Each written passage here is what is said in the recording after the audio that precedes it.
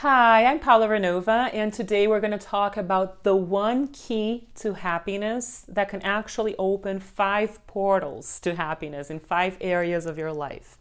So this is a powerful subject. It's something that I've worked on and that I've observed for many years in my practice with the Cardinal Method, which is the system I developed to bring soul healing and consciousness expansion and the joy of life to the world. So diving into this content is going to be very powerful for me and also for the people who are with us in this Cardinal Method journey. And I know that you're one of them. So comment what you thought about the video after you watch it in the link in the comments area here. There are many links in this video where you can find out more about the Cardinal Method, how you can join us on a deeper level. Share this video with people that you know are going to benefit from this content and that you can share the same vocabulary with, because life is a lot more fun when people know what we're talking about, right? If they know what we're talking about, it's easier to have a conversation with them. And you can also subscribe to our channel if you haven't already. So what is the one key that I have observed that really frees us, that releases so much weight from our souls and even sometimes from our bodies, and that can open 5 specific doors to happiness, literally, in our lives? The key is to free yourself from the demands for perfection. So what I call the evil monster of perfection is an illusion that torments you if you are suffering in any specific area of your life. So the demand for perfection is never going to be enough. Nothing is ever going to be enough, right? And what is the first portal that we open when we free ourselves from perfection? It is your relationship with yourself.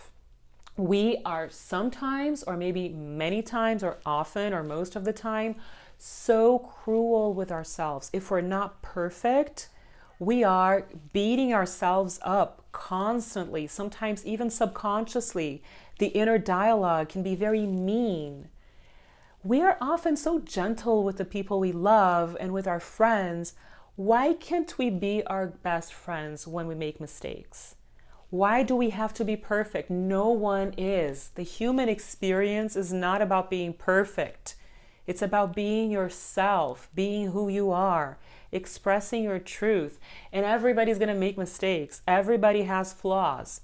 There are people who want to dive into themselves and know themselves so they can transform themselves. And there are people who don't want to do that. And that's their problem, right? Because if you're here in this channel, you want to know yourself, and I'm sure you want to transform yourself too. So start with not demanding perfection from yourself. When you make mistakes, just brush it off, start again.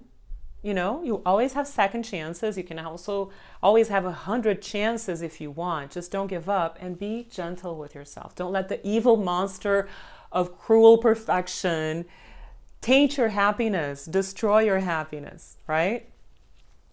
The second one, and this is a huge one, this is something I've observed in Cardinal Method constellations, in individual soul healing sessions that I see, is that we need to free our parents from the demand for perfection. The inner child has a very limited psyche, a very limited mind, and the inner child only knows love and perfection and God's pure innocence and all of that. So whenever the inner child, in the beginning of our lives, when our child gets in touch with any kind of pain and suffering on the emotional level, it's like the fall from heaven. And we may feel resentful with our parents for being human. And that means being imperfect, right?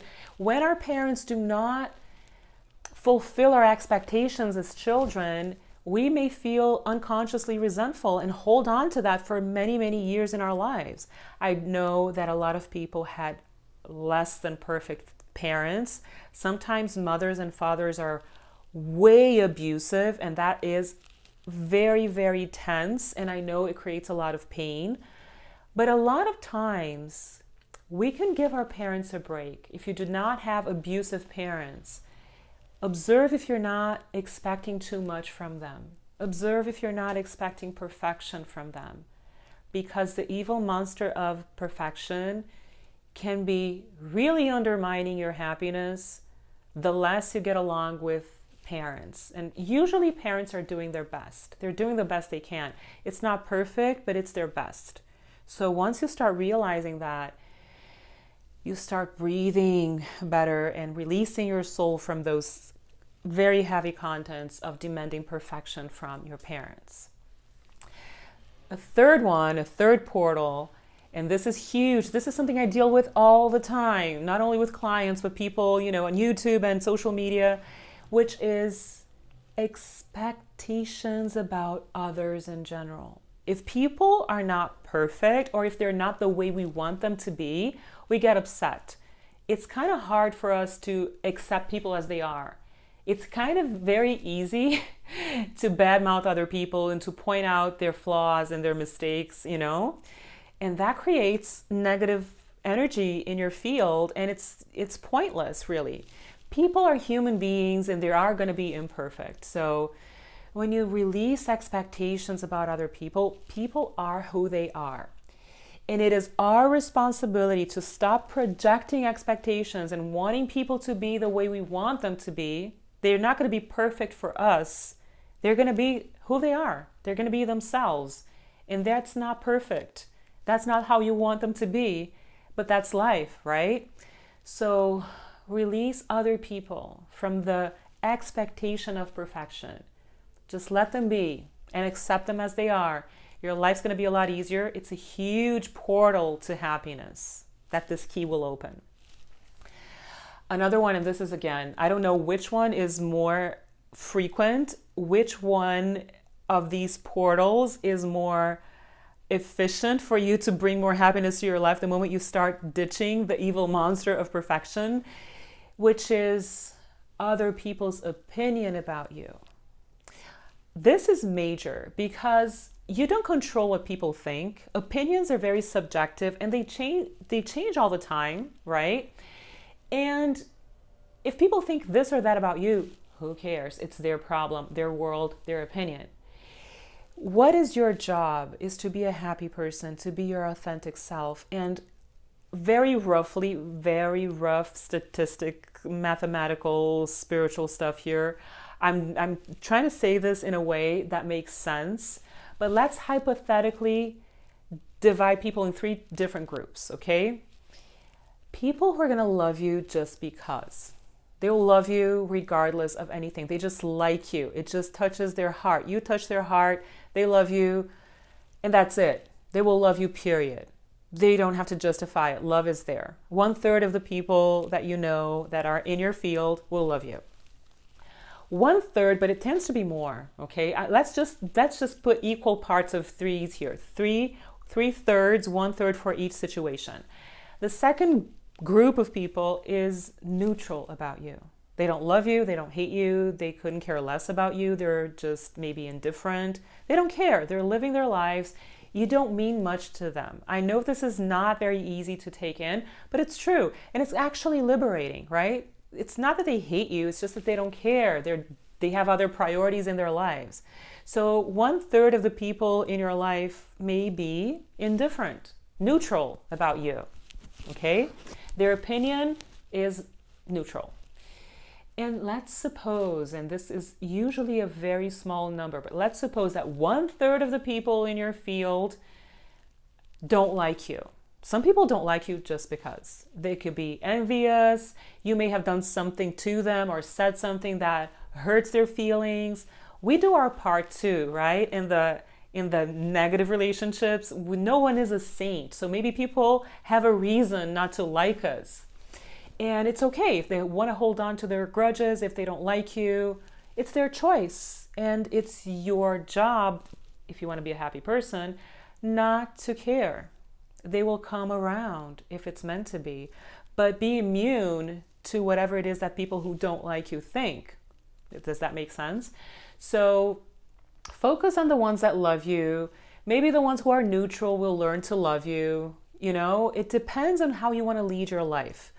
But when you free yourself from other people's opinions, you are a free, happy person. So this 4th portal is huge. It's so liberating. I see so much healing happening when people make the choice to stop caring about other people's opinions about them and choose to be their authentic self, regardless of whatever other people are thinking. There is a fifth portal, and this is more existential, it's broader, which is your relationship to life. We often expect life to be perfect. And the thing about life is that it just is. Life is. And in our human experience, as I said, perfection is an illusion. So the key to free yourself and to be a happy person, the one key to happiness that I'm talking about in this video, is to release yourself from the demands of perfection, because life is not going to be perfect in your ego's opinion, in your inner child's opinion.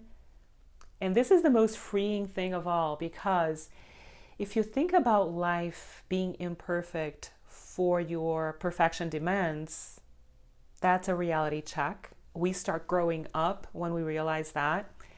And especially, we free ourselves from this burden of perfection when we understand that every single thing that happens in our lives is perfect on a soul level. It is not perfect for your ego. It is not perfect for your wounded inner child. It's not perfect for the demands of your habits of suffering, but it is perfect for your soul to grow, for your soul to merge with your higher self. Every experience is a learning experience. There is perfection behind imperfection.